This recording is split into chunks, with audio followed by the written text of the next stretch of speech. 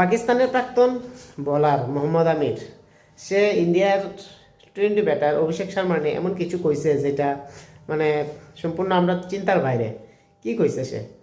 অর্থাৎ মোহাম্মদ আমির অভিষেক শর্মার একজন ব্যাটসম্যান হিসেবে মনে করে না, মনে করে একটা স্লোগার যে টেলেন্ডার যখন খেলে, অর্থাৎ নিচের সারির ব্যাটসম্যান যখন খেলে, অর্থাৎ বলাররা যখন ব্যাট করতে আহে, যখন বল না দেখে কিন্তু ব্যাট করায়, ঠিক সেরকমভাবে কিন্তু অভিষেক শর্মার কইছে যে সে নাকি একজন স্লোগার, তার কোনো ট্যালেন্ট নাই, সে বল ব্যাটে এমনি লাগলেই লাগলো, নাহলে নাই।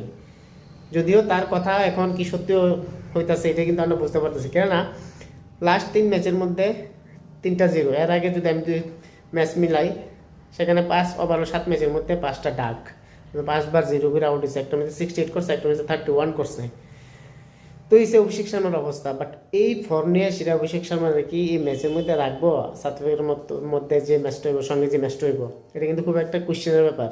যদিও সঞ্জু স্যামসন আর তিলক বর্মা মিললে সেটা কিন্তু কালকে বহুত সময় প্র্যাকটিস করছে, দুজন এজ এ ওপেনার পার্টনার হিসেবে দুজন হয়তো থাকতে পারে সেখানে।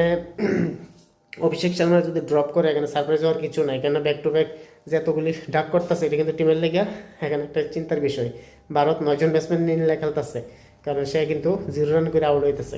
তো তাছাড়া যেহেতু এখানে আমাদের মধ্যে খেলা এবং সে ফর্ম নয়, ব্যাটার টু এখানে একটা চান্স আছে সঞ্জু স্যামসন এবং তিলক বর্মা 3 নম্বরে খেলবে এবং বাদ বাকি ব্যাটসম্যান যেগুলি আছে সেক্ষেত্রে একটা চেঞ্জ হতে পারে। সেখানে ওয়াশিংটন সুন্দর যে লাস্ট ম্যাচে খেলছিল, ওয়াশিংটন সুন্দর কিন্তু আমরা দেখতে পারি রিঙ্কু সিংয়ের পরিবর্তে। তো এটা কিন্তু একটা ভালো একটা কেন ওয়াশিংটন সুন্দর ব্যাটও করতে পারে, আবার বলও করতে পারে, অর্থাৎ অলরাউন্ডার হিসেবে আমরা দেখতে পাইতেছি। মনে হয় না কুলদীপ যাদব সেখানে লইব, বা রিঙ্কু সিংরে লইলে কুলদীপ যাদবের বাদ দিয়ে সে ওয়াশিংটনে লইব। তো দেখা যাক কালকের প্লেইং 11 কী দেবে। বাট